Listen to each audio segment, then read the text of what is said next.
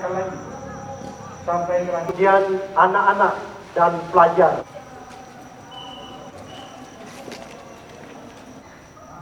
Jadi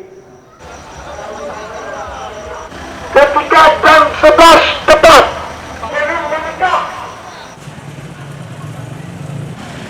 untuk segera kembali ke rumah masing-masing.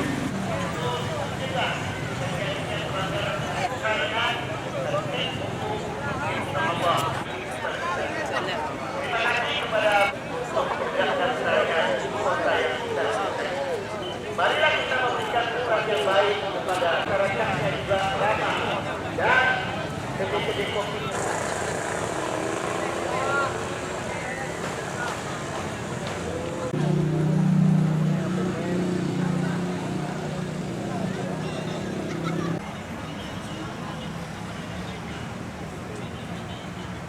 Orang itu kalau luar kota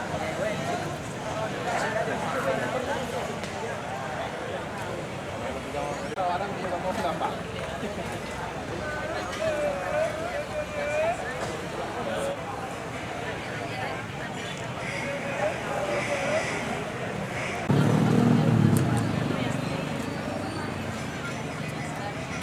Ini memang kewajiban kita bersama, terutama Pemko Banda Aceh bersama dengan unsur kami jajaran Forkopimda untuk menertibkan kenyamanan masyarakat ya, terutama dalam pelaksanaan syariat Islam di Banda Aceh.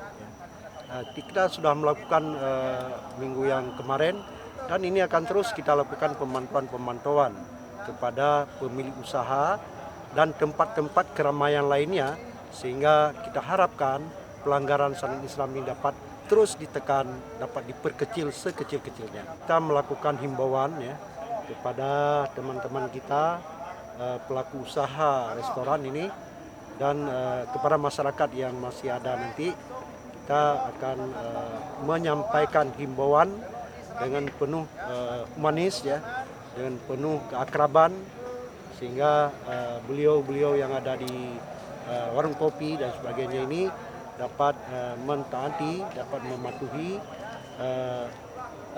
pelanggaran syariat Islam ini, dapat ditekan, dapat diperkecil.